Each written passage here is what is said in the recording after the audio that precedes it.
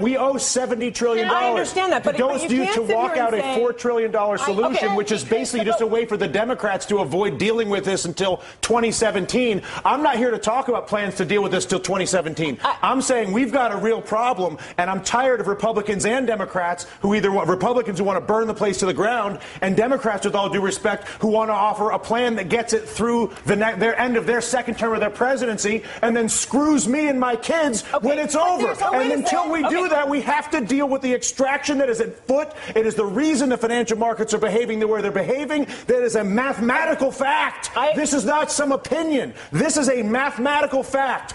Tens of trillions of dollars are being extracted from the United States of America. Democrats aren't doing it. Republicans are not doing it. An entire integrated system, financial system, trading system, taxing system that was created by both parties over a period of 2 decades is at work on our entire country right now. And we're sitting here arguing about whether we should do the $4 trillion plan that kicks the can down the road for the president for 2017 or burn the place to the ground, both of which are reckless, irresponsible, and stupid.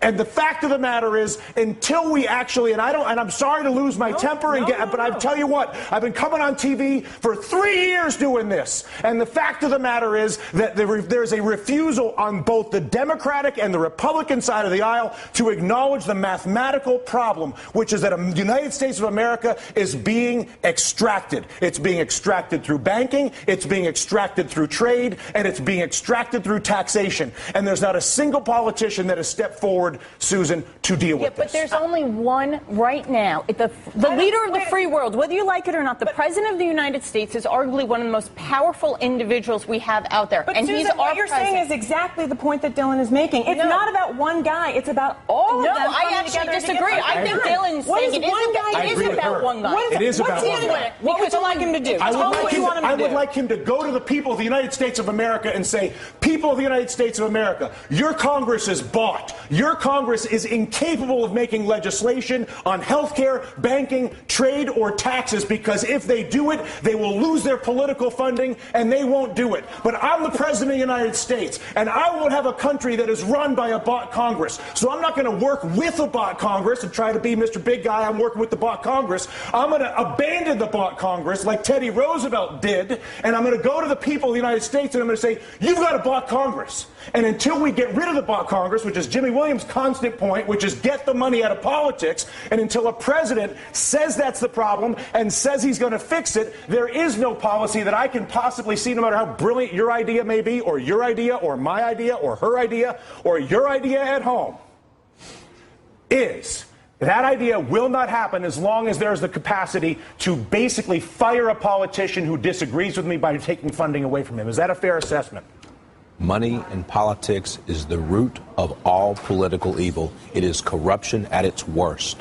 And until we step up and kick that out of the park, it's going to be the same system all and only the president could do that. No. Congress has to do it too. The Congress has to do it too. But I'll tell you what. How bad does it have to get? How much money has to be extracted? How many things have to be heard? Down to brass tacks. Okay, physically, what do? You go and give a speech right now. Right now. Right now. You say. And then what happens tomorrow? Tomorrow, what happens is you begin the process of actually investing in solving the problem. So I come out and I say, how? I create an infrastructure bank with 2% blending immediately. Once I explain to people the problem, once I explain to you have cancer, once you understand how screwed up your trade, tax, and banking policies are, believe me, you will have no issue when I incorporate an infrastructure bank that I fund with repatriated offshore money that I bring in and then use to create 2% direct lending to every business in America. Because when you realize that the banking system is fully corrupt and defrauding us,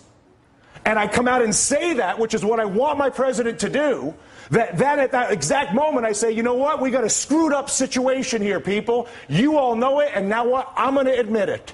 And as a result, not only have I admitted it, but we're going to begin the process of solving it like grown-ups. They did it in World War II. They did it after the Civil War. They did it in Latin America with the Brady bonds. We are not seeing it happen now. The panel stays a little more emotional than I anticipated getting at work this afternoon, but what am I going to do?